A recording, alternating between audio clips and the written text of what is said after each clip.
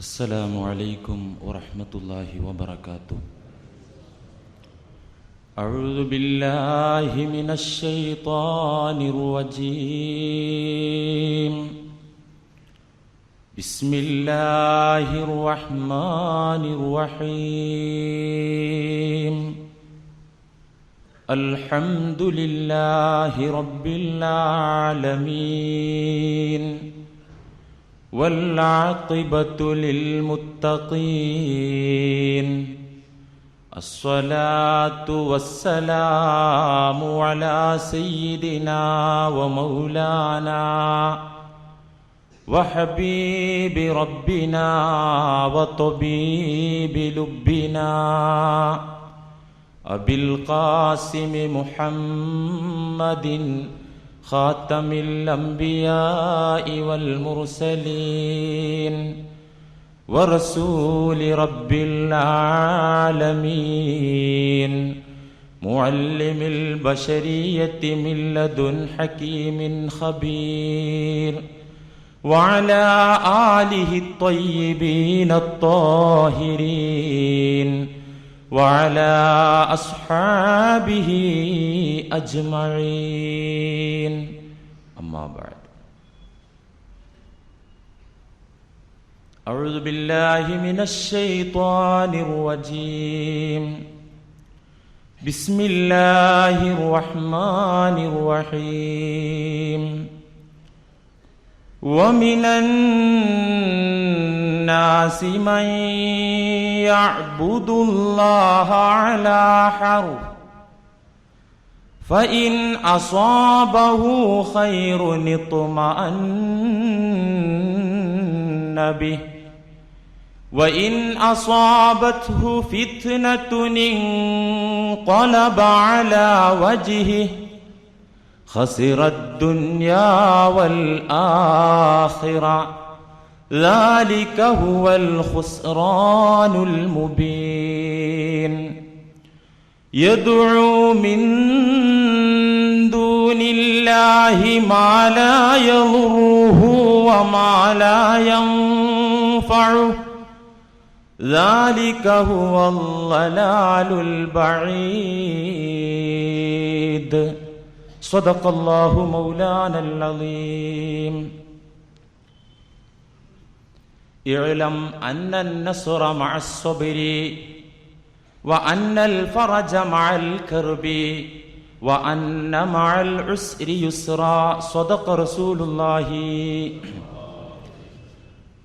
الحمد لله حمدا دائما أبدا والحمد لله ثم الحمد لله. الحمد لله رب العالمين على ما كان يلهمني. الحمد لله.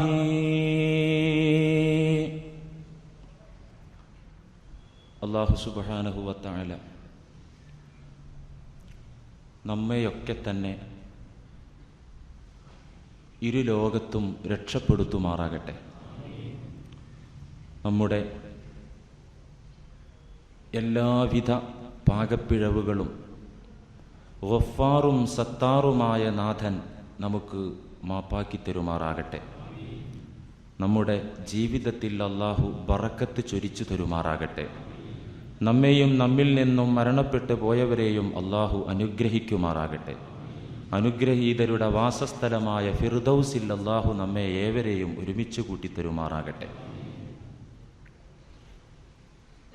പ്രിയമുള്ള സഹോദരന്മാരെ, റമളാനിന് മുമ്പ് സംസാരിച്ച വിഷയത്തിൻ്റെ അനുബന്ധമായി മറ്റൊരു വിഷയവും കൂടെ നാം വിശാലമായി മനസ്സിലാക്കേണ്ടിയിരിക്കുന്നു. ആത്മീയ ചികിത്സകൾ എന്ന പഠനം ഏറെക്കുറെ വിശദമായി തന്നെ നാം മനസ്സിലാക്കി കഴിഞ്ഞു, ശ്രവിച്ചു കഴിഞ്ഞു. അതോടൊപ്പം തന്നെ നിർബന്ധമായി അറിഞ്ഞിരിക്കേണ്ട ചില കാര്യങ്ങളാണ് ഇനി നമുക്ക് മനസ്സിലാക്കാനുള്ളത്. അഥവാ ശിർക്കിനെ കുറിച്ച്. നമ്മിലെ ഏകദൈവ വിശ്വാസത്തെ, അള്ളാഹുവിന്റെ വഹദാനിയത്തിന്റെ വിശ്വാസത്തെ തകർത്ത് കളയുന്ന ശിർക്കിനെ കുറിച്ചാണ് ഇനി നമുക്ക് മനസ്സിലാക്കാനുള്ളത്. ലോകത്തെ ഏറ്റവും വലിയ പാപം, അള്ളാഹു ഒരിക്കലും പൊറുത്തു തരാത്ത അപരാധം, അതാകുന്നു ശിർക്ക്. അതുകൊണ്ട് തന്നെ ഒരു മുഅ്മിനിന് തന്റെ വിശ്വാസപരമായ ജീവിതത്തിന് നല്ല വിശ്വാസം കാത്തു സൂക്ഷിക്കുന്നതിന്, അങ്ങനെ പരലോകത്ത് മോക്ഷം സമ്പാദിക്കുന്നതിന് നിർബന്ധമായും തൗഹീദിനെ കുറിച്ചും ശിർക്കിനെ കുറിച്ചും ഓരോ വിശ്വാസിയും അറിഞ്ഞിരിക്കണം. അത് അറിയാതെ അള്ളാഹുവിന്റെ വഹദാനിയത്തിനെ കുറിച്ചും ആ വഹദാനിയത്തിൽ വരുന്ന കളങ്കങ്ങളായ ശിർക്കിനെ കുറിച്ചും ഒരാൾ മനസ്സിലാക്കാതെ ഏതൊക്കെ വിജ്ഞാന ശാഖകൾ സ്വായത്തമാക്കിയാലും അയാൾക്ക് രക്ഷയില്ല. ചരിത്രമറിയുന്ന, ഭാഷാ പരിജ്ഞാനമുള്ള, നിയമ പരിജ്ഞാനമുള്ള വിശ്വപണ്ഡിതനായിട്ടും കാര്യമില്ല തൗഹീദ് ശിർക്കിനെ കുറിച്ച് ഗ്രഹിക്കാതെ. അതൊരു സത്യവിശ്വാസിയുടെ റഅ്സുൽ മാൽ, മൂലധനമാകുന്നു. അവന്റെ വിജയത്തിന്റെ നിദാനമായ അടിസ്ഥാന പോയിന്റാകുന്നു തൗഹീദിനെ കുറിച്ച്, ശിർക്കിനെ കുറിച്ച് അവന് അറിവുണ്ടായിരിക്കുക എന്നത്.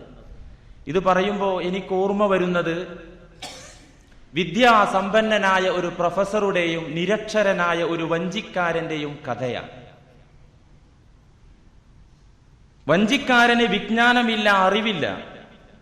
അദ്ദേഹത്തിന്റെ വഞ്ചിയിൽ എല്ലാവിധ വിജ്ഞാന ശാഖകളും പഠിച്ച ഒരു പ്രൊഫസർ കയറുകയാണ്.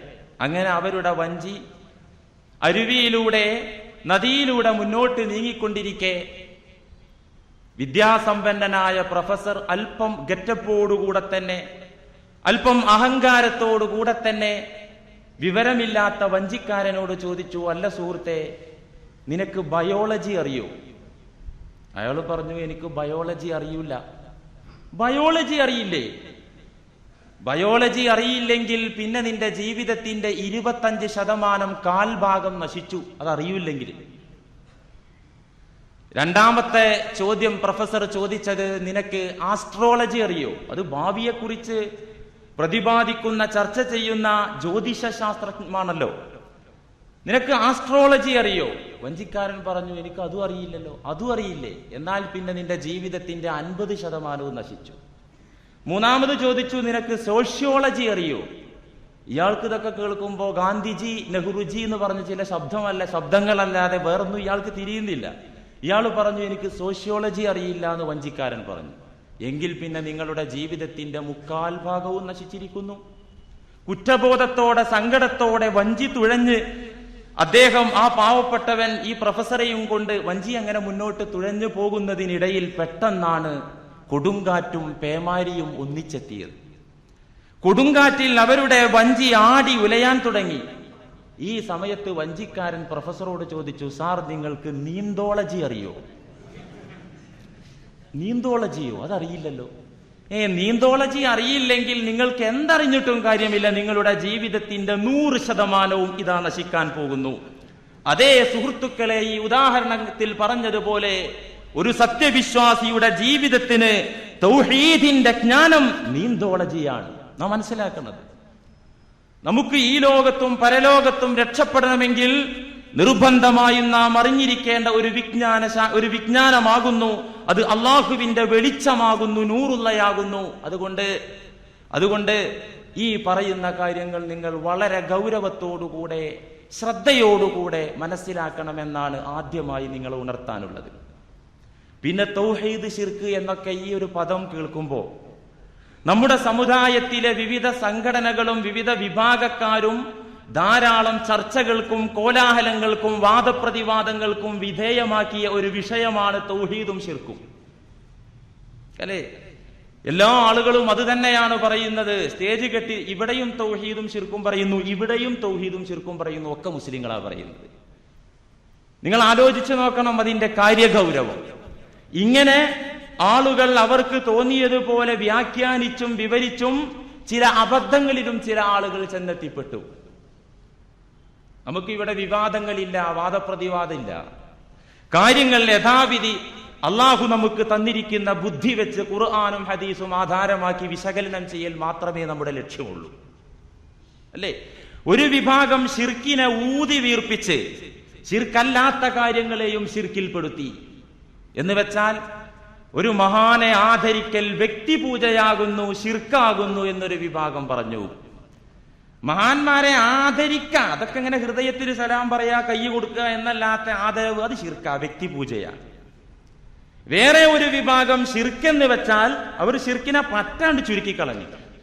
ശിർക്ക് എന്ന് പറഞ്ഞാൽ അത് സൃഷ്ടികൾക്ക് മുമ്പിൽ സുജൂദ് ചെയ്യുക, സൃഷ്ടികളോട് പ്രാർത്ഥിക്കുക, ഇത്രയൊക്കെ ശിർക്കുള്ളൂ, അല്ലാതെ ശിർക്കില്ല എന്ന് പറഞ്ഞ് വാദിച്ച് ധാരാളം അന്ധവിശ്വാസങ്ങളും അബദ്ധ ജടിലങ്ങളായ വാദഗതികളും മനസ്സിലുറപ്പിച്ചുകൊണ്ട് അവർ പറയുന്നു ഞങ്ങൾ മുവഹിദുകളാണ്, തൗഹീദിന്റെ ആളുകളാണെന്ന്.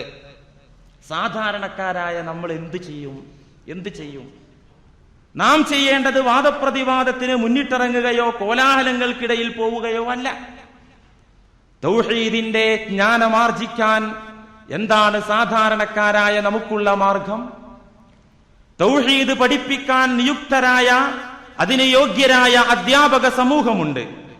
ആ അധ്യാപകന്മാരിൽ നിന്ന് യഥാവിധി ഖുർആനിന്റെയും ഹദീസിന്റെയും വെളിച്ചത്തിൽ തൗഹീദും ശിർക്കും എന്ത് എന്ന് മനസ്സിലാക്കാനാണ് നമുക്കുള്ള മോക്ഷമാർഗം, നമുക്കുള്ള രക്ഷാമാർഗം. അതുകൊണ്ട് യഥാർത്ഥ ഗുരു ആരാണെന്ന് കഴിഞ്ഞ ഖുതുബയിൽ നാം പറഞ്ഞതാണ്. അതുപോലെ തന്നെ സലഫുസ്സാലിഹുകളായ മുൻഗാമികളായ ആളുകൾ അള്ളാഹുവിന്റെ കലാമും പ്രവാചക തിരുമേനി സ്വല്ലല്ലാഹു അലൈഹി വസല്ലമ തങ്ങളുടെ സുന്നത്തും ആധാരമാക്കി തൗഹീദും ശിർക്കും നമുക്ക് നന്നായി അവർ പഠനം നടത്തി രേഖപ്പെടുത്തി തന്നിട്ടുണ്ട്. ഇവിടെ ഞാൻ എല്ലാം തികഞ്ഞ ഒരു ആത്മീയ ഗുരു അല്ലാത്തത് കൊണ്ട് സലഫുസ്സാലിഹുകളായ മുൻഗാമികളായ ആളുകൾ ഈ വിഷയകമായി നടത്തിയ പഠനം നിങ്ങളുമായി പങ്കുവെക്കുക മാത്രമാണ് ചെയ്യുന്നത്. അതുകൊണ്ട് പ്രിയപ്പെട്ട എന്റെ സഹോദരന്മാരെ, നിങ്ങൾ അറിയണം. ഞാൻ ഒന്ന് ചോദിച്ചോട്ടെ, ഒരു മഹാനെ, ഒരു നല്ല മനുഷ്യനെ ആദരിക്കൽ അല്ലെങ്കിൽ ഒരു നല്ല മനുഷ്യനെ ആദരസൂചകമായി അദ്ദേഹത്തെ ചുംബിക്കൽ, അദ്ദേഹത്തിന്റെ കൈ ചുംബിക്കൽ, അതെങ്ങനെ വ്യക്തിപൂജയാകും? അത് ആദരവിന്റെ, ബഹുമാനത്തിന്റെ, സ്നേഹത്തിന്റെ ഭാഗമാണെങ്കിൽ എങ്ങനെ അത് വ്യക്തിപൂജയാകും? നിങ്ങൾ ആലോചിക്കണം. ഇന്ന് ചില ആളുകൾ അങ്ങനെ പറയുന്നുണ്ട്, കയ്യ് മുത്ത്, കയ്യ് ചുംബിക്ക്, അത് ശിർക്കാ, വ്യക്തിപൂജ, അങ്ങനെയൊന്നുമില്ല, ശരിയല്ല. നബി സല്ലല്ലാഹു അലൈഹി വസല്ലമ തങ്ങളെ അവിടത്തെ പ്രിയപ്പെട്ട സഹാബത്തുൽ കിറാം റളിയല്ലാഹു അൻഹും പല വിധേനയും ചുംബിച്ചിരുന്നതായി ഹദീസിൽ കാണാം. ഇമാം ബുഖാരി ഉദ്ധരിച്ച ഹദീസിൽ അൻ ഇബ്നു അബ്ബാസ് റളിയല്ലാഹു അൻഹുമാ അന്നഹു ഖാൽ അന്ന അബാ ബക്കർ റളിയല്ലാഹു അൻഹു ഖബ്ബല അൻ-നബിയ സ്വല്ലല്ലാഹു അലൈഹി വസല്ലമ ബഅദ വഫാത്തിഹി. ഇമാം ബുഖാരി ഉദ്ധരിച്ച ഹദീസിൽ കാണാം, പ്രവാചകരുടെ വഫാത്ത് അറിഞ്ഞപ്പോ, ആ വാർത്ത കേട്ടപ്പോ, പ്രവാചകരുടെ ഭൗതിക ശരീരമിരിക്കുന്ന മദീന പള്ളിയുടെ ചാരത്തുള്ള ആ ആയിഷ ബീവിയുടെ റൂമിലേക്ക് പ്രിയപ്പെട്ട തോഴനായ സിദ്ദീഖുൽ അക്ബർ കടന്നു വന്നുകൊണ്ട് ചെയ്തത് നബി തങ്ങളെ ചുംബിക്കുകയായിരുന്നു. മറ്റു റിവായത്തുകളിൽ കാണാം അത് നെറ്റിത്തടത്തിൽ കണ്ണുകൾക്കിടയിലായിരുന്നു എന്ന്. സ്വഹാബത്ത് തന്നെ പറയുന്നു, ഇന്നാ ലമ്മാ ഖദിംനൽ മദീന ഫജഅൽനാ നതബാദറു മിൻ റവാഹിലിനാ. ഞങ്ങൾ ഒരു യാത്ര കഴിഞ്ഞ് നബി തങ്ങളുടെ പട്ടണമായ മദീനയിൽ ഞങ്ങൾ യാത്ര കഴിഞ്ഞ് തിരിച്ചെത്തിയാൽ നതബാദറു മിൻ റവാഹിലിനാ, ഞങ്ങൾ എത്രയും പെട്ടെന്ന് വാഹനപ്പുറത്ത് നിന്നിറങ്ങിക്കൊണ്ട് ഞങ്ങൾ ചെയ്യുന്നത് നുഖബ്ബിലു യദൻ നബി സല്ലല്ലാഹു അലൈഹി വസല്ലമ വരിജ്ലഹു, നബിയുടെ കൈയും കാലൊക്കെ ഞങ്ങൾ ചുംബിച്ചിരുന്നു. കാലും പാദസേവ ഞങ്ങൾ നബിയുടെ കൈയും കാലും ചുംബിച്ചിരുന്നു. റവാഹു അബൂദാവൂദ്. സിഹാഹു സിത്തയിലെ പ്രധാന ഗ്രന്ഥമായ ഇമാം അബൂദാവൂദ് ഉദ്ധരിച്ച ഹദീസാൻ. ഞങ്ങളൊരു യാത്ര കഴിഞ്ഞ് വന്നാൽ ഞങ്ങൾ ഇങ്ങനെ ചെയ്യാറുണ്ടായിരുന്നു. അത് ഞങ്ങളും നബിയും തമ്മിലുള്ളൊരു ബന്ധം. മുത്തബിഉസ് സുന്ന അബ്ദുല്ലാഹി ഇബ്നു ഉമർ റളിയല്ലാഹു അൻഹുമാ, അല്ലേ?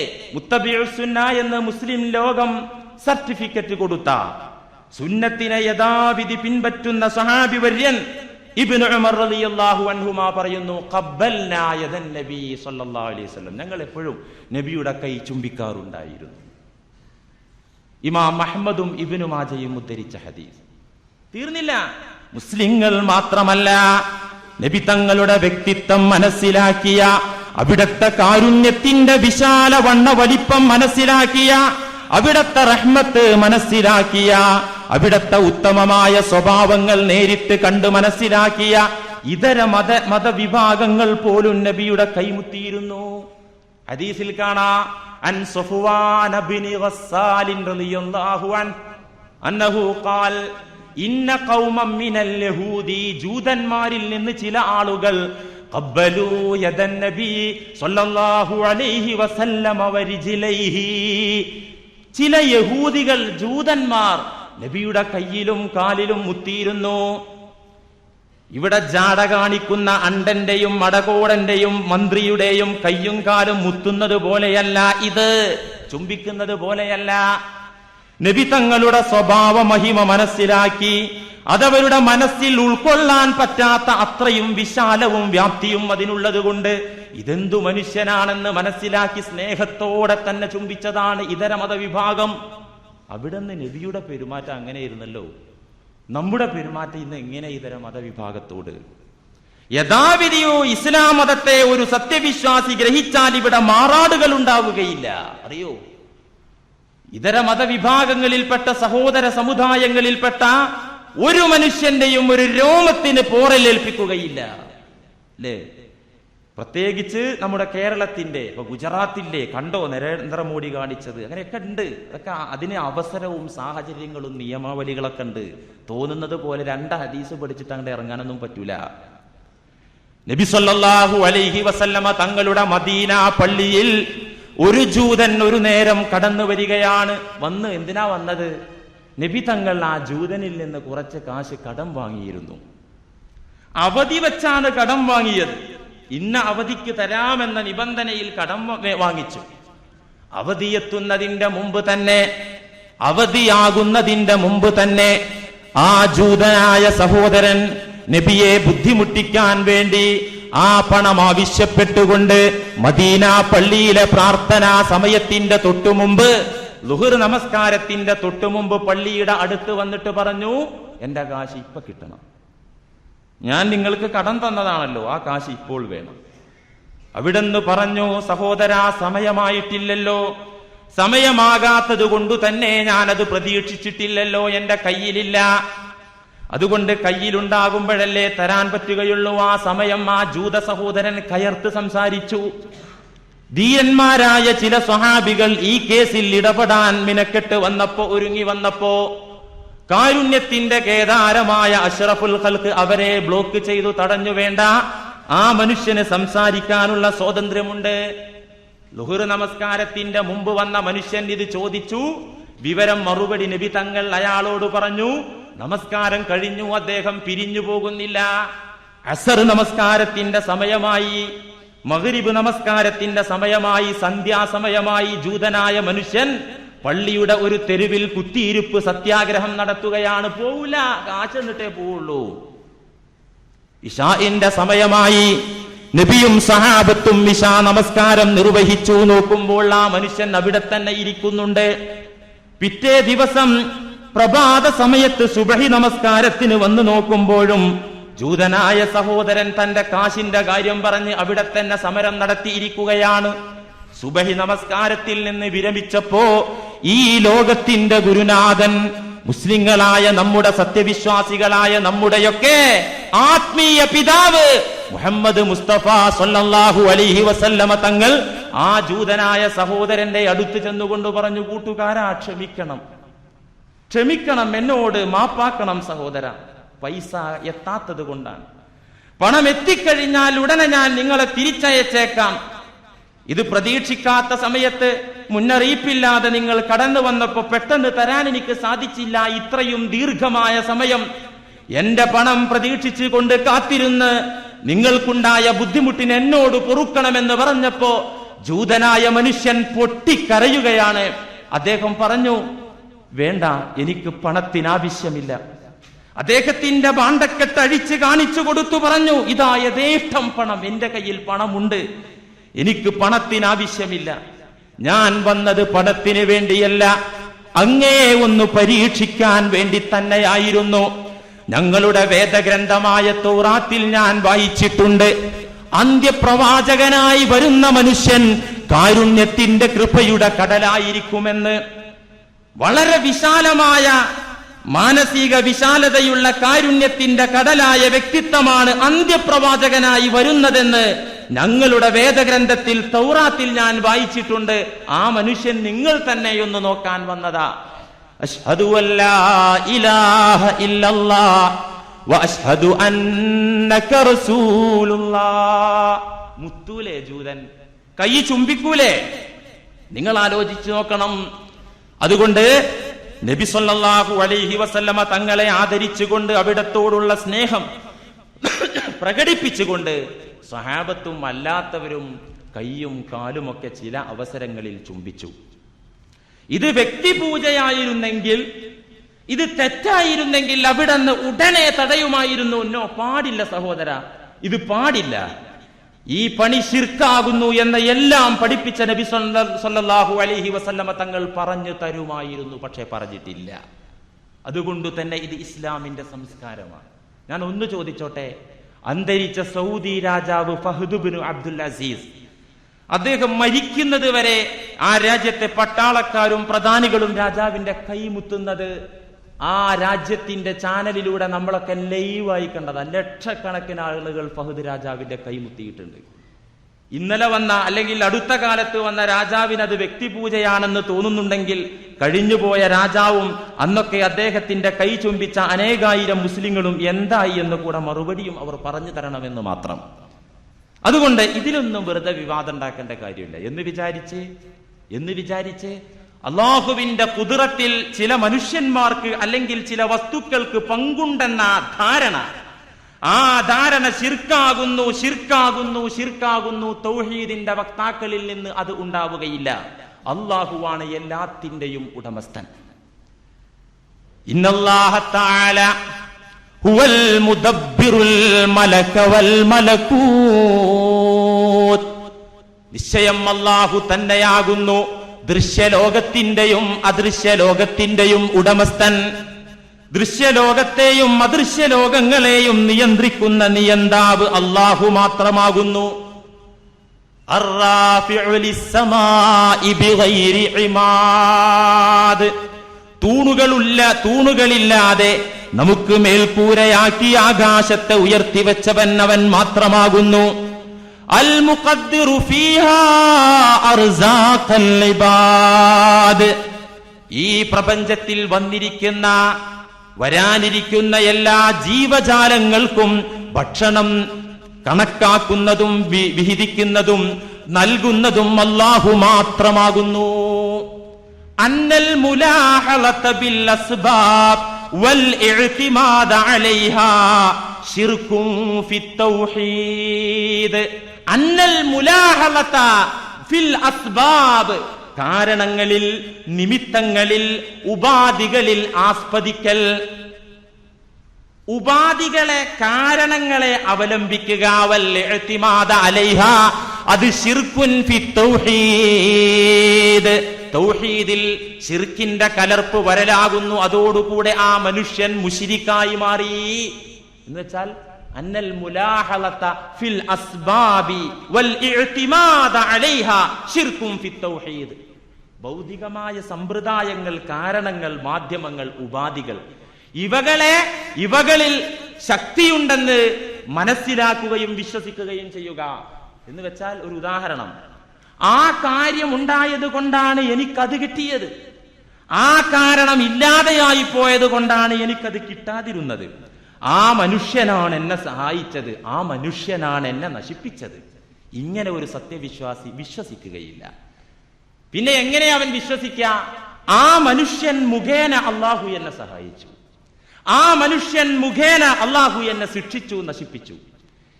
ഇങ്ങനെ അസ്ബാബുകൾ, നിമിത്തങ്ങൾ, കാരണങ്ങളിൽ ഒരിക്കലും ശക്തി ഒരു സത്യവിശ്വാസി വിശ്വസിക്കുകയില്ല.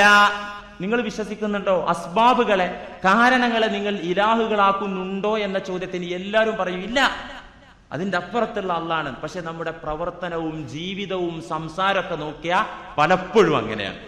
എന്തേ? അവൻ ഉണ്ടായിട്ടല്ലേ കിട്ടിയതാണോ? അവനൊന്നും അങ്ങോട്ട് സുഖിപ്പിക്കുക, അവന് നന്ദി ചെയ്യാ, അത് അള്ളാഹു പറഞ്ഞതാ. അവനല്ല, മുഖല്ലിബുൽ ഖുലൂബായ അവന്റെ മനസ്സിനെ നിയന്ത്രിക്കുന്ന നാഥനാണ്. അതിന്റെ പിന്നിലെന്ന ബോധം നമുക്ക് വേണം, നമ്മുടെ പ്രവർത്തികളിൽ വേണം, വാക്കിൽ മാത്രം പോരാ. ഏത് കാര്യവും അങ്ങനെയാ. ഈ പ്രപഞ്ചത്തിന്റെ ചലനം മുഴുക്കെ അങ്ങനെ. ഞാൻ ഒരു ചോദ്യം നിങ്ങളോട് ചോദിച്ചോട്ടെ. എന്താ ഈ സമയത്ത്, ഈ മാസത്തിലെ ഇടയ്ക്കിടെ എങ്ങനെ ഇടിയും മഴയൊക്കെ ഉണ്ടാകുന്നത് എന്തുകൊണ്ടാ? അല്ലേ? വൈകുന്നേരമായ മിക്കവാറും ഇടിയും മഴയൊക്കെ അതുണ്ടാകാൻ കാരണം എന്താ? നിങ്ങൾ പറയും തുലാവർഷം ആയതുകൊണ്ട്. തുലാവർഷത്തിൽ ഇങ്ങനെയൊക്കെ ഉണ്ടാവുമല്ലോ, തുലാവർഷം ആയതുകൊണ്ട്. എന്റെ നേരത്തെ മഴയുണ്ടായത് കർക്കിടമായതുകൊണ്ട്, ഇടവപ്പാതി ആയതുകൊണ്ട്, വിഷുവിന്റെ മുമ്പായതുകൊണ്ട്. ഇങ്ങനെയൊക്കെ വിശ്വാസപൂർവം ഒരാൾ പറഞ്ഞാൽ അതോടെ അവൻ മുശ്രിക്കാൻ. ഇത് ഞാൻ പറയുന്നതല്ല, നബി സല്ലല്ലാഹു അലൈഹി വസല്ലമ തങ്ങൾ സുന്ദരമായ രീതിയിൽ അധ്യാപനം നടത്തിയതാണ്. ബുഖാരി ഉദ്ധരിച്ച ഒരു ഹദീസിൽ കാണാം, അൻ സയ്യിദ് ഇബ്നു ഖാലിദുൽ ജുഹനി റളിയല്ലാഹു അൻഹു. സയ്യിദ് ഇബ്നു ഖാലിദുൽ ജുഹനി റളിയല്ലാഹു അൻഹു പറയാണ്, സ്വല്ലലനാ റസൂലുള്ളാഹി സ്വല്ലല്ലാഹു അലൈഹി വസല്ലമ സ്വലാത്തസ് സുബ്ഹി ബിൽ ഹുദൈബിയ.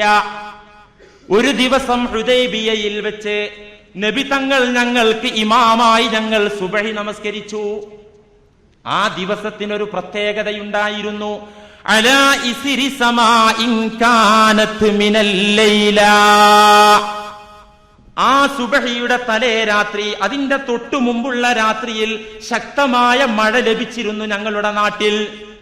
അങ്ങനെ നല്ല മഴ ഉണ്ടായ ആ രാത്രിയുടെ സുബ്ഹി, ആ സുബ്ഹിയാണ് നബി തങ്ങൾ ഞങ്ങൾക്ക് ഇമാമായി നിസ്കരിക്കുന്നത്. ഞങ്ങളൊക്കെ പിറകിലുണ്ട്. ഞങ്ങളുടെ മരുഭൂമിയായ നാട്ടില്, മണലാരുണ്യമായ ഞങ്ങളുടെ പ്രദേശത്ത് ആ മഴയുടെ അവശിഷ്ടങ്ങൾ നനവ് മാഞ്ഞു പോയിട്ടില്ല, അത് ഉണങ്ങി വറ്റിപ്പോയിട്ടില്ല.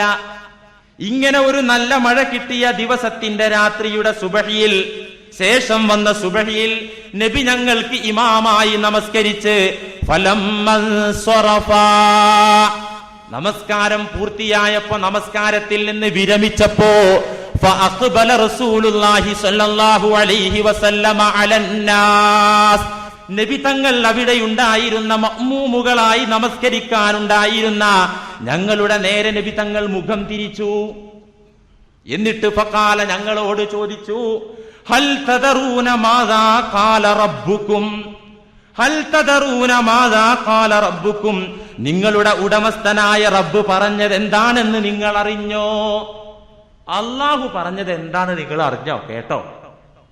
ഖുല്ലാ അല്ലാഹു വറസൂലുഹു അഅലം. ബുഖാരി ഉദ്ധരിച്ച ഹദീസ്. ഞങ്ങൾ പറഞ്ഞു, ഏകസ്വരത്തിൽ എന്താണ് റബ്ബ് പറഞ്ഞതെന്ന് അങ്ങ് പറഞ്ഞു തരാതെ ഞങ്ങൾക്കറിയില്ലല്ലോ. അള്ളാഹുവിനും അങ്ങേക്കും അറിയാം, അങ്ങേക്ക് ജിബ്രീൽ മുഖേന ലഭിച്ചിട്ടുണ്ടാവുമല്ലോ വിവരം, ഞങ്ങൾക്കറിയൂല. ഫഖാല, ഉടനെ തന്നെ നബി സല്ലല്ലാഹു അലൈഹി വസല്ലമ തങ്ങൾ മഴ വർഷിച്ച ആ രാത്രിയുടെ ശേഷം വന്ന സുബഹി നമസ്കാരത്തിന് ശേഷം ഇവരോടായി പറയുകയാണ്, അള്ളാഹു പറയുന്നത് എന്താണെന്നറിയോ? അസ്ബഹ മുഅ്മിനുൻ അസ്ബഹ മിൻ ഇബാദി മുഅ്മിനുൻ വകാഫിറുൻ. ഇന്ന് പ്രഭാത സമയത്ത് എന്റെ അടിമകളിൽ ചിലർ മുഅ്മിനുകളായിട്ടുണ്ട്, ചിലർ കാഫിറുകളായിട്ടുണ്ട്. എന്റെ അബ്ദുകളിൽ, എന്റെ ദാസന്മാരിൽ ചില ആളുകൾ ഇന്ന് പ്രഭാതത്തിൽ വിശ്വാസികളായിട്ടുണ്ട്, ഒരു വിഭാഗം അടിമകൾ കാഫിറുകളുമായിട്ടുണ്ട്. ആരാ അവര്? ഫഅമ്മാ മൻ ഖാല മുതിർനാ ബിഫളില്ലാഹി വബിറഹ്മതിഹി ഫദാലിക മുഅ്മിനും ബി വകാഫിറും ബിൽ കൗകബി.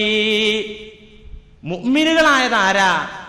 ഫഅമ്മാമൻ ഖാല പറഞ്ഞ ഒരു കൂട്ടരാ മുഅ്മിനുകൾ മുതിർനാ ബിഫളില്ലാഹി വബിറഹ്മതിഹി അല്ലാഹുവിന്റെ ഔദാര്യത്തോടെ കാരുണ്യത്തോടെ നമുക്ക് മഴ ലഭിച്ചു എന്ന് പറഞ്ഞവർ മുഅ്മിനും ബി അല്ലാഹു പറയുന്നു എന്നിൽ വിശ്വസിച്ചവരാണ് വകാഫിറും ബിൽ കൗകബി നക്ഷത്രങ്ങളെ നിഷേധിച്ചവനാണ് അവകളുടെ കഴിവിനെ നിഷേധിച്ചവനാണ് വഅമ്മാമൻ ഖാല മുതിർനാ ബിനൗഇ കദാ ഇവിടെയാണ് പോയിന്റ് മനസ്സിലാക്കണം വഅമ്മാമൻ ഖാല മുതിർനാ ബിനൗഇ കദാ ഇന്നാൽ ഇന്ന ഞാറ്റുവേല കൊണ്ട് ഞങ്ങൾക്ക് മഴ കിട്ടി കർക്കിടകം കൊണ്ട് മഴ കിട്ടി തുലാം കൊണ്ട് മഴ കിട്ടി ഇടവപ്പാതിയായത് കൊണ്ട് മഴ കിട്ടി അത് കാരണമായിട്ടല്ല അത് തന്നെ വിഷയം അതുള്ളത് കൊണ്ടാണ് ഈ മഴ വരുന്നത് എന്നിങ്ങനെ പറഞ്ഞവർ കാഫിറും ബി വമുഅ്മിനും ബിൽ കൗകബി അങ്ങനെയുള്ള ആളുകൾ എന്നെ നിഷേധിച്ചവരും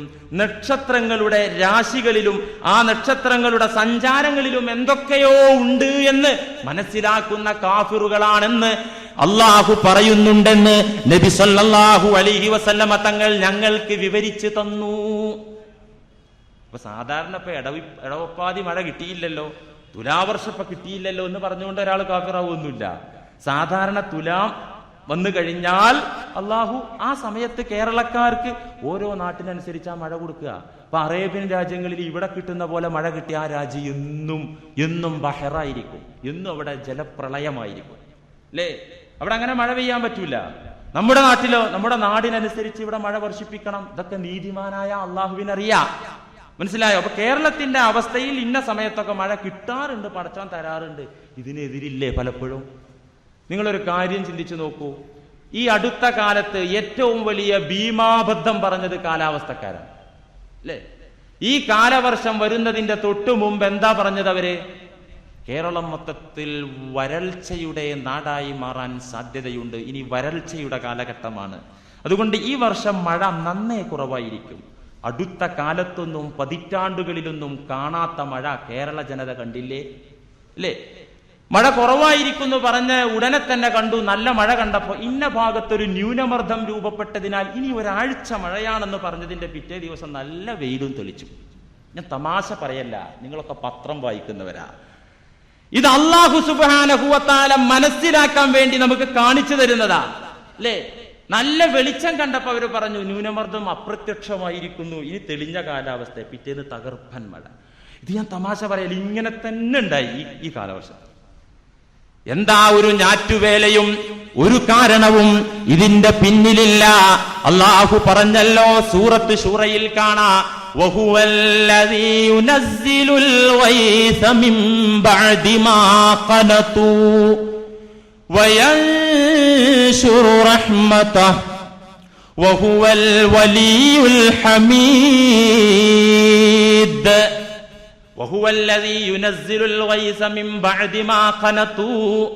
അടിമകളൊക്കെ നിരാശപ്പെട്ടതിന് ശേഷം വരൾച്ചയാണെന്നവരൊക്കെ ധരിച്ചു, ഇനി ബുദ്ധിമുട്ടാകുമെന്നെല്ലാം അവർ ആശങ്കപ്പെട്ട സമയത്ത് ഉപരിഭാഗത്ത് നിന്ന് മഴ വർഷിപ്പിച്ചവൻ അവനല്ലോ. വയൻശുറു റഹ്മത, അവന്റെ കാരുണ്യം, അവന്റെ അനുഗ്രഹം അവൻ പരത്തി നൽകിയില്ലയോ.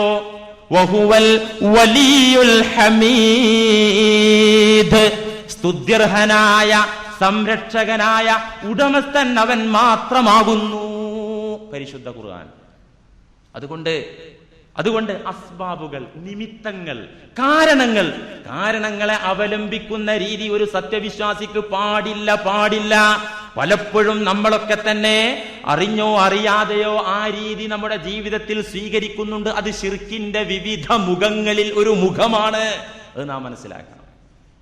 തൗഹീദ് എന്ന് പറഞ്ഞാൽ ആരാധ്യനും സംരക്ഷകനും ഉടമസ്ഥനും ശക്തനുമെല്ലാം അല്ലാഹു മാത്രമാകുന്നു എന്ന വിശ്വാസമാണ് തൗഹീദ്.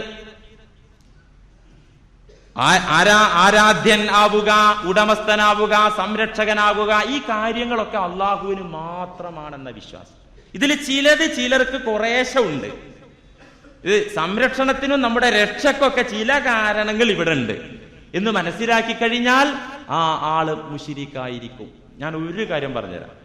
ഇവിടെ സാധാരണ മുശ്രിക്കുകൾ, പാരമ്പര്യ മുശ്രിക്കുകൾ അങ്ങനെ പോരുന്നുണ്ട്.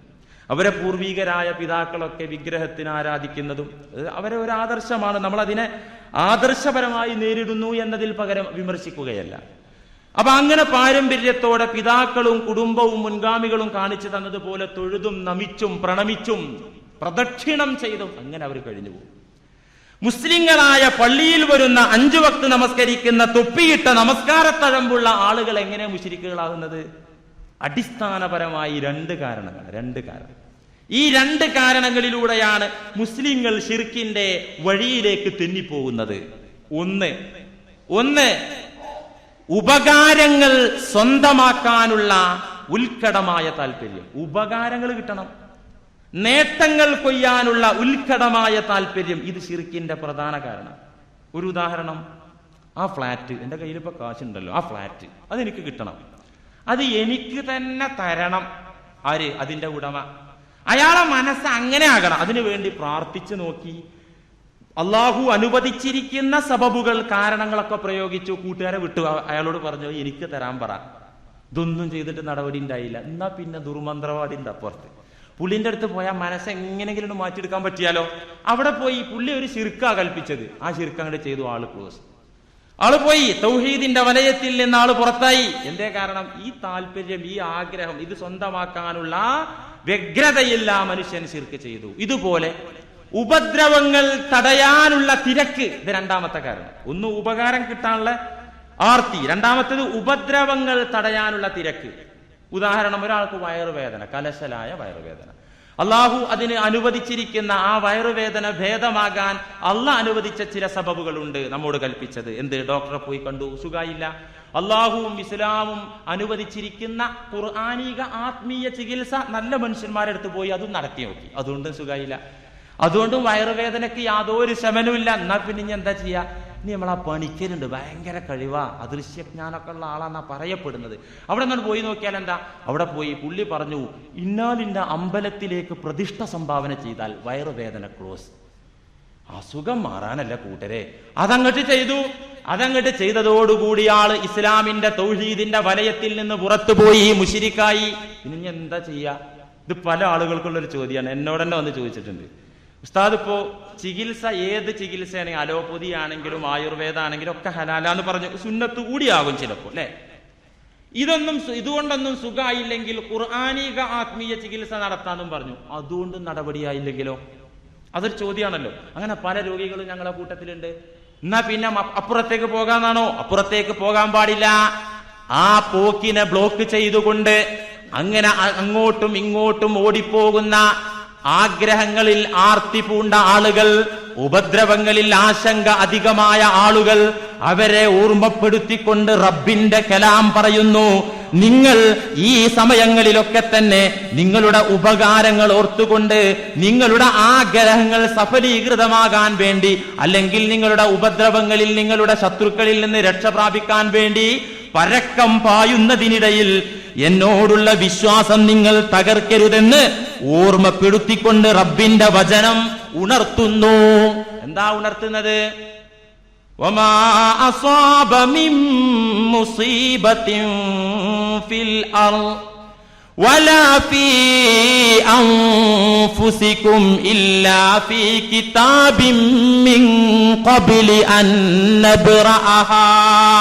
അല്ലാഹു പറയുന്നു, എല്ലാ ചികിത്സയും നോക്കി രോഗം മാറിയിട്ടില്ലല്ലോ, അതുകൊണ്ട് ഹറാമായ റൂട്ടിക്ക് പോവാൻ പറ്റുമോ? ആലോചിച്ചോ?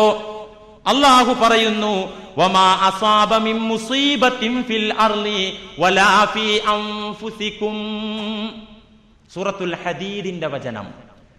ഈ ഭൂമിയിൽ ഒരു വിപത്തും ഇറങ്ങുന്നില്ല, നിങ്ങളിൽ, നിങ്ങളുടെ ജീവിതത്തിൽ, നിങ്ങളുടെ സമ്പത്തിൽ, നിങ്ങളുടെ ആരോഗ്യത്തിൽ, നിങ്ങളുടെ കുടുംബത്തിൽ ഒരു പ്രതിസന്ധിയും വരുന്നില്ല.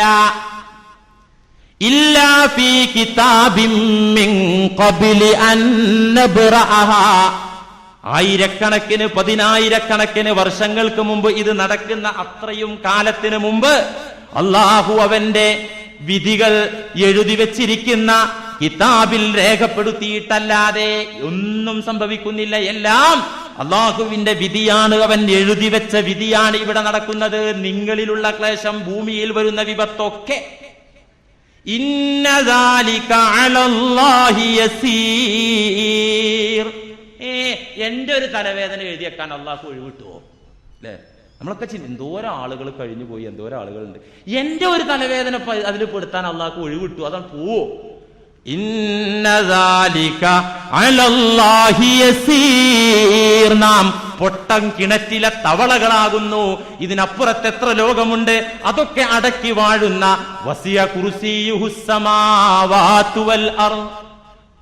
അവന്റെ ചെയറ്, അള്ളാന്റെ ചെയറ്, അതെന്ന് ആ പ്രയോഗം നമ്മൾ പ്രയോഗിക്കുക എങ്ങനെയെന്ന് നമുക്ക് പറയാൻ പറ്റൂല. ആകാശഭൂമികളൊക്കെ കവർ ചെയ്യും. ആകാശഭൂമികൾക്ക് വിശാലമായതാണ് അവന്റെ കുർസി. ആലോചിക്കണം, ആ അള്ളാഹുവിന് ഇതൊന്നും രേഖപ്പെടുത്തുക എന്നത്, ഇക്കാര്യങ്ങളെല്ലാം രേഖപ്പെടുത്തുക എന്നത് ഇന്ന ദാലിക അലല്ലാഹി യസീർ, വളരെ എളുപ്പ. അതുകൊണ്ട് കൂട്ടരെ, നിങ്ങളെ വീട്ടിലായാലും നിങ്ങളെ കുടുംബത്തിലായാലും നിങ്ങളെ കച്ചവടത്തിലായാലും ഈ ഭൂമിയിലായാലും എന്തൊക്കെ ക്ലേശങ്ങൾ വരുന്നുണ്ടെങ്കിലും അള്ളാഹ് നേരത്തെ കണക്കാക്കിയതാ. ഇതെന്തിനാ പറഞ്ഞിരുന്നത്, ഇതെന്തിനാ പറഞ്ഞിരുന്നത് നമുക്ക് മനസ്സിലാകുന്നുണ്ടല്ലോ. ആ മനസ്സിലായതിന് പുറമെ അള്ളാഹു ഒന്നുകൂടെ ഇതെന്തിനാ പറഞ്ഞിരുന്നു എന്ന് കൂടെ ആ ആയത്തിന്റെ ബാക്കി ഭാഗത്ത് പറഞ്ഞിരുന്നു. ലികൈലാ തഅസൗ അലാ മാ ഫാതകും വലാ തഫറഹു ബിമാ ആതാകും വല്ലാഹു ലാ യുഹിബ്ബു കുല്ല മുഖ്താലിൻ ഫഖൂർ. ഒരു ശകലം അള്ളാഹുവിൽ വിശ്വസിക്കൂ കൂട്ടരെ. അള്ളാഹിനെ കൂടുതൽ സിദ്ദീഖുൽ അക്ബർ വിശ്വസിച്ചതുപോലുള്ള വിശ്വാസം വിശ്വസിച്ചിട്ടില്ലെങ്കിലും ശകലം വിശ്വസിക്കുക. നീ നെട്ടോട്ട ഓടലൊക്കെ നിർത്തും. എന്തിനാണിത് പറഞ്ഞു തന്നത്? നഷ്ടപ്പെട്ടതിൽ നിങ്ങൾ നിരാശ പൂണ്ട് നെട്ടോട്ടമോടാതിരിക്കാൻ. ഫ്ലാറ്റ് കിട്ടിയില്ലല്ലോ, ദ്വാരം നോക്കി അള്ളാഹ് തുറക്കാൻ പറഞ്ഞ ദ്വാരം നോക്കി അള്ളാഹ് കൊടുത്തില്ല. കൂട്ടുകാരെയൊക്കെ വിട്ട് അയാൾ ആ മുതലാളിനെ സന്ദർശിച്ചിട്ട് പറയാൻ ഏൽപ്പിച്ചു, കിട്ടിയില്ല. നാം മനസ്സിലാക്കണം അള്ളാഹ് ഇത് കണക്കാക്കിയിട്ടില്ല എന്ന്.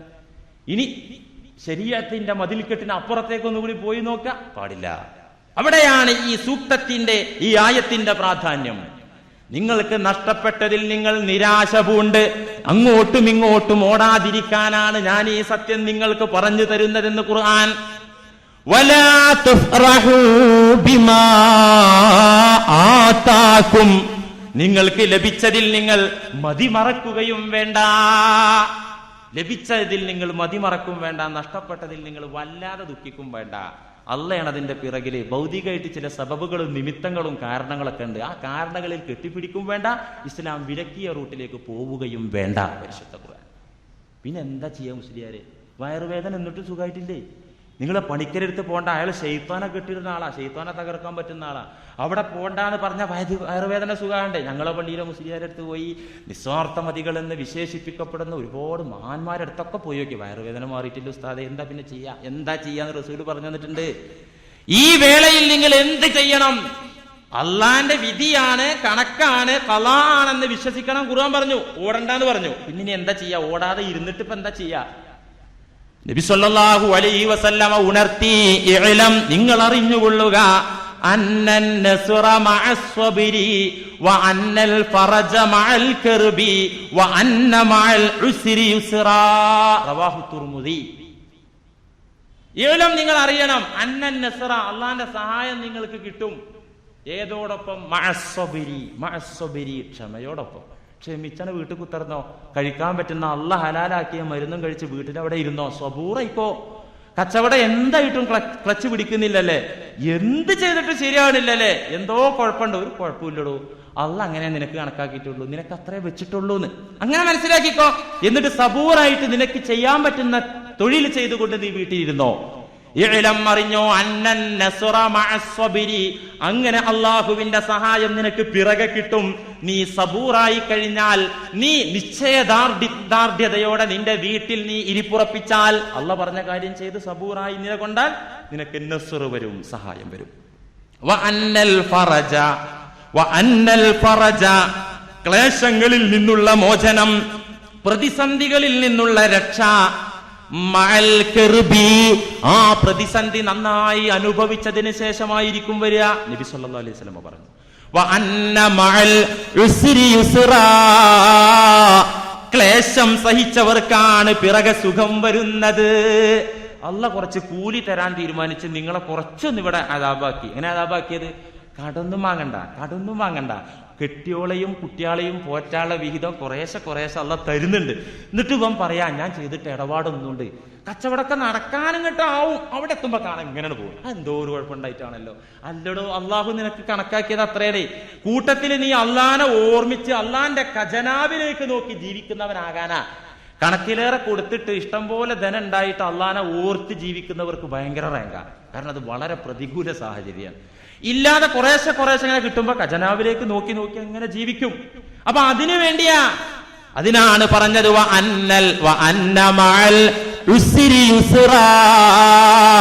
ക്ലേശത്തോടുകൂടെ പ്രയാസം അനുഭവിച്ചിരിക്കുന്നതിനോട് കൂടെയാണ് നിങ്ങൾക്ക് എളുപ്പമുണ്ടായി കിട്ടുക. അത് ഓർത്തിട്ട് അവിടെ അങ്ങോട്ടിരിക്കന്നെ. നിങ്ങളെ രക്ഷിക്കാനോ നിങ്ങളെ ശിക്ഷിക്കാനോ ഈ ലോകത്ത് ഒരാൾക്കും ലോക ജനത മുഴുവൻ ഒന്നിച്ചാലോ സാധ്യമല്ല.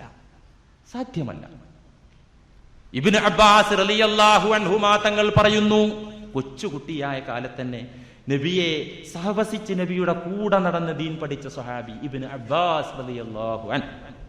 അദ്ദേഹം പറയാ, കുൻതു ഖൽഫൻ നബി സ്വല്ലല്ലാഹു അലൈഹി വസല്ലമ യൗമൻ. ഒരു ദിവസം നബിയുടെ വാഹനപ്പുറത്തേറി പിറകിൽ ഞാനും ഇരുന്ന് ഞങ്ങൾ യാത്ര ചെയ്യാണ്. സഹയാത്രികനായി ഞാനുണ്ട് ഒട്ടകപ്പുറത്ത്. നബിയുടെ പിറകിൽ ഞാനും ഇരുന്ന് ഞങ്ങളൊരു വഴിക്ക് ഇങ്ങനെ യാത്ര ചെയ്യുമ്പോൾ നമ്മളിപ്പോ വഴിവക്കിനുള്ളതൊക്കെ ആസ്വദിച്ചോ കുഴപ്പമില്ല. ആ വഴിവക്കിനുള്ള ആസ്വാദനങ്ങളിലൂടെ റബ്ബിലേക്ക് പോകാൻ പറ്റുമെന്ന് കൂടെ നോക്കണം. അങ്ങനെയാണ് നബി സല്ലല്ലാഹു അലൈഹി വസല്ലമയുടെ യാത്ര. അങ്ങനെ നബിയുടെ റദീഫായി സഹയാത്രികനായി പിറകിലിരുന്ന എന്നോട് നബി തങ്ങൾ അവിടത്തെ മുഖം തിരിച്ചുകൊണ്ട് പറഞ്ഞു, യാ ഗുലാം, മോനെ, ഞാൻ ചെറുപ്പക്കാരനാണെന്ന്. യാ ഗുലാം അലാ ഉഅല്ലിമുക കലിമാത്തിൻ, നിനക്ക് ചില വചനങ്ങൾ ഞാൻ പഠിപ്പിച്ചു തരാം മോനെ. ആ വചനങ്ങൾ നീ പഠിച്ച് അതിലൂടെ ജീവിച്ചാൽ നിനക്ക് രക്ഷ സുനിശ്ചിതം, നിനക്ക് സലാമത്തുണ്ട്, രക്ഷയുണ്ട്. ഞാൻ നിനക്ക് ചില വചനങ്ങൾ, വാക്കുകൾ പഠിപ്പിച്ചു തരാം. ആ വാക്കുകൾക്ക് സുന്ദരമായ അള്ളാഹുവിന്റെ ആശയമുണ്ട്. എന്താണ് വചനങ്ങൾ? ഇഹ്ഫളില്ലാഹ യഹ്ഫളുക, ഇഹ്ഫളില്ലാഹ യഹ്ഫളുക. നീ അള്ളാഹുവിനെ സൂക്ഷിച്ച് അള്ളാഹുവിന്റെ നിയമ വ്യവസ്ഥിതികൾ സൂക്ഷിച്ച് ജീവിച്ചാൽ യഹ്ഫളുക, അള്ളാഹു നിന്നെ സംരക്ഷിക്കുക തന്നെ ചെയ്യും. നിന്റെ കുടുംബത്തിലും നിന്റെ സമ്പത്തിലും നിന്റെ ആരോഗ്യത്തിലൊക്കെ അള്ളാഹ് ഇടപെടും, സംരക്ഷിക്കും. ഇഹ്ഫളില്ലാഹ യഹ്ഫളുക, മോനെ നീ അള്ളാഹുവിനെ സൂക്ഷിച്ചോ എങ്കിൽ നിന്നെ അവൻ സംരക്ഷിക്കും. അതുകൊണ്ട് ഫഇദാ സഅൽത ഫസ്അലില്ലാഹ്, നീ ചോദിക്കുമ്പോൾ അള്ളാഹുവിനോട് ചോദിച്ചോ. എന്ന് വെച്ചാൽ വീട്ടിൽ പഞ്ചസാര കഴിഞ്ഞപ്പോ പെണ്ണുപിള്ള അയൽവക്കത്തോ ഈ പഞ്ചസാര ചോദിക്കാൻ വേണ്ടി ഇന്ന് വൈകുന്നേരം ഇറങ്ങിയപ്പോ ഇക്കാക്ക പറയാ, പഹേച്ചി പോയി ചോദിക്കല്ലേ, അള്ളഹാനോട് ചോദിച്ചോന്ന്. അതല്ല, അവിടെ ശിർക്കൊന്നും വരൂല കേട്ടോ. അങ്ങനെയും ചില ആളുകൾ വാദിച്ചു വന്നപ്പോ അങ്ങനെ ആയി. വീട്ടിൽ പഞ്ചസാര കഴിഞ്ഞു, ഇക്കാക്കാക്ക് കട്ടൻ ചായ വേണമെന്ന് പറഞ്ഞപ്പോ നോക്കുമ്പോ പഞ്ചസാര കഴിഞ്ഞിട്ടുണ്ട്. പള്ളിയിൽ പോവാൻ നേരത്ത് പറയാൻ വിട്ടതാ. അപ്പൊ പഞ്ചസാര അയൽപക്കത്ത് പോയി ലക്ഷം പഞ്ചസാര തരുമോ എന്ന് ചോദിക്കുമ്പോ ഇക്കാക്ക പറയാ, ശിർക്കാണത്, അള്ളഹാനോട് മാത്രം ചോദിക്കുക. അങ്ങനല്ല, അത് ഭൗതികമായൊരു സബബാണ്. അവിടെ പോയി ചോദിച്ചു നോക്കുക. അള്ളാഹു അവരെ മനസ്സിൽ ഇട്ടുകൊടുത്തിട്ട് കൊടുക്കണമെന്ന് തോന്നിപ്പിക്കുകയാണെങ്കിൽ കിട്ടും. ഇതാണല്ലോ അതിന്റെ വസ്തുത. നീ ചോദിക്കുകയാണെങ്കിൽ അള്ളഹാനോട് ചോദിക്കുക എന്ന് പറഞ്ഞാൽ എന്തായി പറഞ്ഞതിന്റെ അർത്ഥം? അള്ളാഹു പറഞ്ഞ കാര്യങ്ങള്, ഹലാലാക്കിയ കാര്യങ്ങളൊക്കെ ചെയ്യാം. അത് സഹായിക്കുക, സഹകരിക്കുക, സഹായം ചോദിക്കുക, അഭ്യർത്ഥിക്കുമ്പോ സൗകര്യം ഉണ്ടെങ്കിൽ അള്ളാഹ് വിധിച്ച സഹായം കിട്ടൂല്ലെങ്കിൽ കിട്ടൂല, കിട്ടിയില്ലെങ്കിൽ സമാധാനിക്കുക, കിട്ടിയ ശുക്ർ അള്ളാഹുവിന് ചെയ്യാം. നീ ചോദിക്കുമ്പോൾ ആ ചോദ്യത്തിന്റെ ഊർജവും യഥാർത്ഥത്തിൽ ആ ചോദ്യം ചെന്നെത്തേണ്ടത് അള്ളാഹുവിലേക്കാണ്. ഇനി ഒരു സത്യം പറഞ്ഞ, അയൽവാസിനോട് പോയി പഞ്ചസാര ചോദിച്ചാൽ ആ ചോദ്യം കൊണ്ട് മാത്രം കിട്ടൂല. ഉള്ളുകൊണ്ട് പടച്ചവനോട് ചോദിച്ചിട്ട് അയാളോട് ചോദിച്ച് ആ സബബുമായി ഒന്ന് കണക്റ്റഡ് ആയാൽ, ആ നിമിത്തവുമായി ഒന്ന് ബന്ധപ്പെട്ടാലാ കിട്ടുക. ഇത് അസ്ബാബിന്റെ ലോകമാണ്, ഇത് കാര്യകാരണ ബന്ധങ്ങളുടെ ലോകമാണ്. അതിന്റെ ഉടമസ്ഥൻ മുസബ്ബിബുൽ അസ്ബാബ്, കാരണങ്ങളെ സൃഷ്ടിക്കുന്നതും നിയന്ത്രിക്കുന്നതും ഉടമസ്ഥനായ റബ്ബുൽ ഇസ്സത്താണ്. അതുകൊണ്ട് മോനെ, ചോദിക്കുമ്പോൾ ആ ചോദ്യം യഥാർത്ഥത്തിൽ ചെന്നെത്തേണ്ടത്, നീ സൃഷ്ടിയോട് ചോദിക്കും, ഒരു സബബ് എന്ന രീതിയിൽ നീ സൃഷ്ടിയോട് ചോദിക്കും, വിരോധമല്ല. ആ ചോദ്യം യഥാർത്ഥത്തിൽ ചെന്നെത്തേണ്ടത് അള്ളാഹുവിനോടായിരിക്കണം. നീ കാവൽ തേടുകയാണെങ്കിൽ, നീ കാവൽ അഭ്യർത്ഥിക്കുകയാണെങ്കിൽ അള്ളാഹുവിനോട് കാവൽ തേടുക. ഒരു പോലീസുകാരൻ പിടിച്ചോണ്ട് നല്ല വീക്ക് വെച്ചുകൊടുത്തപ്പോ പൊന്നു സഹോദര രക്ഷിക്കുന്ന് പറഞ്ഞാൽ അവൻ ഇസ്ലാമെന്ന് ഔട്ടാവോ? ആവോ? അവൻ മുശ്രിക്കാവോ? സഹായം തേടൽ അള്ളാഹിനോട് മാത്രല്ലേ പാടുള്ളൂ? അങ്ങനല്ല, പാടില്ല. അള്ളാഹ് ആണ് ഇപ്പൊ ഈ ശിക്ഷയൊക്കെ തന്നത്. ഇനിയിപ്പോ അള്ളാഹ് പറഞ്ഞിട്ടുണ്ട് ഒരു നിമിത്തം എന്ന രീതിയിൽ ഇത് ചെയ്തു നോക്കുക, അയാൾ വിട്ടാ വിടും, ഇല്ലെങ്കിൽ ഇല്ല. സഹായം അഭ്യർത്ഥിക്കുമ്പോ യഥാർത്ഥത്തിൽ ആ സഹായം അഭ്യർത്ഥിക്കുന്നത് റബ്ബിനോടാണ്. മനുഷ്യൻ ഭൗതികമായ സബബുകളുമായി ബന്ധപ്പെടുമെങ്കിലും. എന്നിട്ട് നബി സല്ലല്ലാഹു അലൈഹി വസല്ലമ തങ്ങൾ എന്നോട് വാഹനപ്പുറത്തിരുന്നു കൊണ്ട് തന്നെ പറഞ്ഞു, മോനെ, ഇന്നൽ ഇഅ്ലം അന്നൽ ഉമ്മത, ഇഅ്ലം അന്നൽ ഉമ്മത, നിശ്ചയം നീ അറിഞ്ഞ മോനെ, അന്നൽ ഉമ്മത്തായി നാട്ടുകാർ മുഴുവനും ഇജ്തമഅത്ത്, അവരെല്ലാം ഒത്തൊരുമിച്ചു സംഗമിച്ചു ഒറ്റക്കെട്ടായി. എന്തിന്? അലാ അൻയൻഫഉക ബിശൈഇൻ, നിനക്കൊരു ഉപകാരം ചെയ്യുന്ന വിഷയത്തിൽ നാട്ടുകാരും ലോകരും എല്ലാവരും സംഗമിച്ചു നിന്നെ സഹായിക്കാൻ വേണ്ടി. എന്നാൽ മോനെ, ലാ യൻഫഉക ഇല്ലാ ബിശൈഇൻ ഖദ് ഖതബഹുല്ലാഹു ലക, ലോക ജനത മുഴുവനും നിന്നെ സഹായിക്കാൻ വേണ്ടി സമ്മേളിച്ചാലും ഒത്തുകൂടിയാലും ലാ യൻഫഉക, അവർക്ക് നിനക്ക് ഉപകാരം ചെയ്യാനും നിന്നെ സഹായിക്കാനും സാധ്യമല്ല. ഇല്ലാ ബിശൈഇൻ ഖദ് കതബഹുല്ലാഹു ലക, അല്ലാഹു നിനക്ക് കണക്കാക്കിയിട്ടുണ്ടെങ്കിലേ മാത്രമേ സഹായിക്കാൻ സാധിക്കൂ. അല്ലാഹു കണക്കാക്കിയിട്ടല്ലാതെ അവർക്ക് സഹായിക്കാൻ സാധിക്കൂല. ലോക ജനത എല്ലാവരും വിചാരിച്ചാലും. ഒരു ഉദാഹരണം, ഒരു സ്ഥാനാർത്ഥി മണ്ഡലത്തിലേക്ക് ഇങ്ങോട്ട് മത്സരിക്കാൻ വന്ന നേരത്ത് മണ്ഡലത്തിലുള്ള എല്ലാ വോട്ടർമാരും 100% ആളുകളും പറഞ്ഞു, സർവസമ്മതൻ സുസമ്മതൻ, പ്രതിപക്ഷം വേണ്ട, വേറൊരാളെ നിൽക്കണ്ട, നമുക്ക് ഈ സ്ഥാനാർത്ഥി മതി. നാട്ടുകാരൊക്കെ പോടെ അയാളങ്ങോട്ട് ജയിപ്പിച്ച് പാർലമെന്റിലേക്ക് വിടാൻ തീരുമാനിച്ചു, അല്ലെങ്കിൽ നിയമസഭയിലേക്ക് വിടാൻ തീരുമാനിച്ചു. അന്നൽ ഉമ്മത്തന്റെ വിജ്തമഅത്ത് അലാ അൻ യൻഫഉ, എല്ലാ ആളുകളും ഒരുമിച്ച് കൂടി. അങ്ങനെ ഒരുമിച്ച് കൂടി, എന്നാ ഇയാൾ നിയമസഭയിൽ എത്തുമോ? മൃഗീയ ഭൂരിപക്ഷത്തിൽ 100% വോട്ട് പുള്ളിക്ക് കിട്ടിയാലും നിയമസഭയിൽ എത്തിക്കൊള്ളണമെന്നില്ല. കാരണം വിജയത്തിന്റെ പിറ്റേ ദിവസം സത്യപ്രതിജ്ഞക്ക് മുമ്പായി ഈ അദ്ദേഹം കുറ്റവാളിയാണെന്ന് തെളിഞ്ഞു, ഒന്നുകിൽ അല്ലേ, അല്ലെങ്കിൽ ഒരു മത്തായി ചാക്കോ ആയാൽ മതിയല്ലോ. ഇത് തെരഞ്ഞെടുപ്പിലൊക്കെ സുഖമായിട്ട് ജയിച്ചു, പിന്നെ ആള് മത്തായി ചാക്കോ ആയി, അങ്ങനെയാകാലോ. അള്ളാഹു തീരുമാനിച്ചിട്ടുണ്ടെങ്കിലേ ഈ മാലോകരൊക്കെ ഹെൽപ്പ് ചെയ്തുകൊണ്ട് കാര്യമുള്ളൂ, ഇല്ലേ? ഇല്ലെങ്കിൽ നടക്കൂല. അതാണ് പറഞ്ഞത്,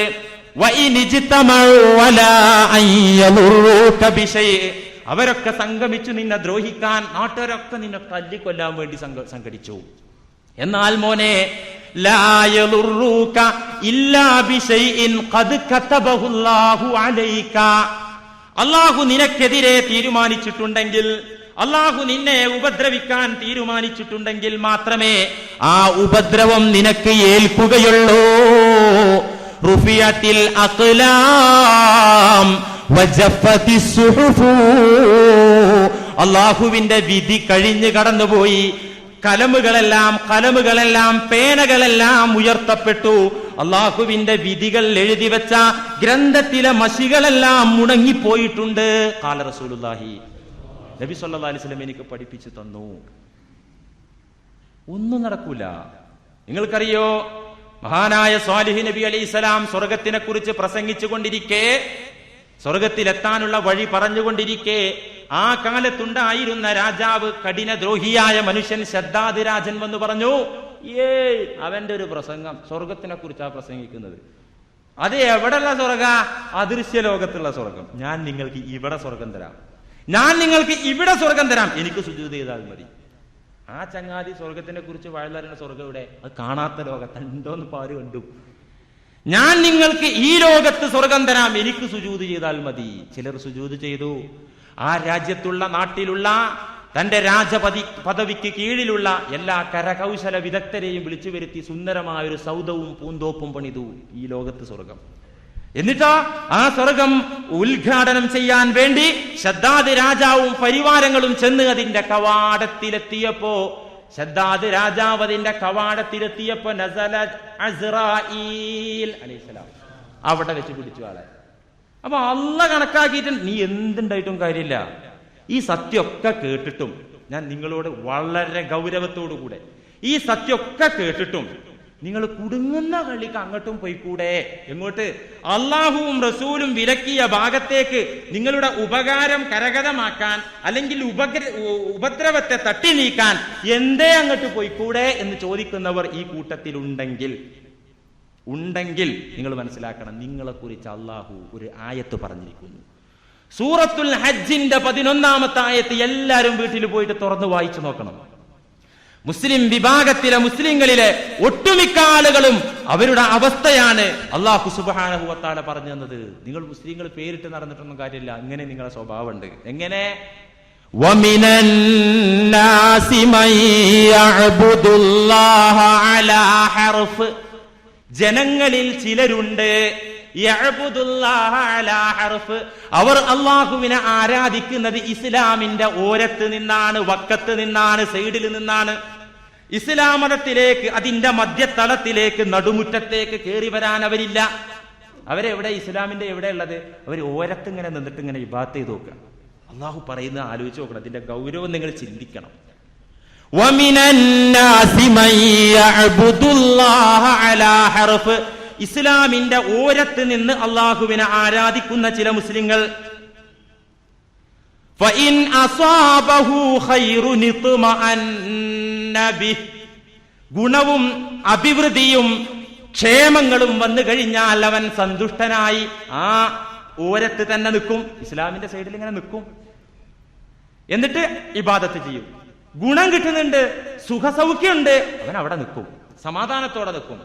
എന്നാൽ വഇൻ അസ്വാബതുഹു ഫിത്നതുൻ ഖലബ അലാ വജ്ഹി, വല്ല വിപത്തും വന്നിട്ട് ക്ഷമിക്കാനും സഹിക്കാനും അല്ലാഹു പറഞ്ഞിട്ട് അതൊക്കെ അവഗണിച്ച് വിപത്ത് വന്നു കഴിഞ്ഞാൽ ഈ ഗ്രൂപ്പ്, ഓരത്ത് നിൽക്കുന്ന ഗ്രൂപ്പ്, ഇൻഖലബ അലാ വജ്ഹി, മുഖം തിരിച്ച് പതുക്കെ ജ്യോത്സ്യന്റെ അടുക്കലേക്കും മനുഷ്യ പിശാചുക്കളുടെ അടുക്കലേക്കും ഓടിപ്പോകും. അല്ലാഹു പറയുന്നു, ഇസ്ലാമിന്റെ ഓരത്ത് സൈഡിൽ ഇങ്ങനെ നിൽക്കുക, ആരാധിച്ച് നോക്കുക, കുഴപ്പമൊന്നുമില്ലെങ്കിൽ ഇപ്പൊ തൊപ്പിട്ട് ഇങ്ങനെ പോവാ. ഇത് മുസ്ലിയാർ വാഴന്ന് പറഞ്ഞതുപോലെ അങ്ങോട്ട് പോവാ. കുഴപ്പമാണോ? ഇൻഖലബ അലാ വജ്ഹി, രാത്രി കാറിന്റെ ഗ്ലാസ് പൊക്കിയിട്ടാണെങ്കിലും ഇൻഖലബ അലാ വജ്ഹി, മുഖം തിരിച്ചു പോകും. അല്ലാഹു അത്തരക്കാരെ കുറിച്ച് തുടർന്ന് പറയുന്നു, ഖസിറദ് ദുനിയാ വൽ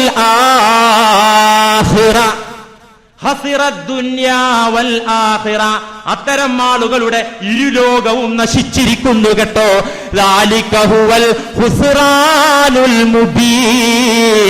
ഇത് വളരെ വ്യക്തമായ നാശം തന്നെയാണ് കേട്ടോ.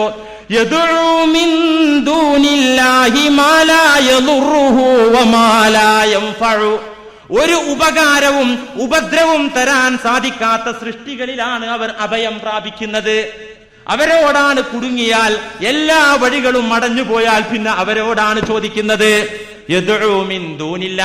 അള്ളാഹുവിനെ മാറ്റിവെച്ചുകൊണ്ട്, അള്ളാഹുവിനെ ഉപേക്ഷിച്ചുകൊണ്ട് പിന്നെ അവർ ചോദിക്കുന്നതും അവർ അപേക്ഷിക്കുന്നതും അഭയം തേടുന്നതും ഒരു ഉപകാരവും ഒരു ഉപദ്രവവും ചെയ്യാൻ പറ്റാത്ത ആളുകളുടെ അടുത്ത് പോയിട്ടാണ്. ഇത് തീർച്ചയായിട്ടും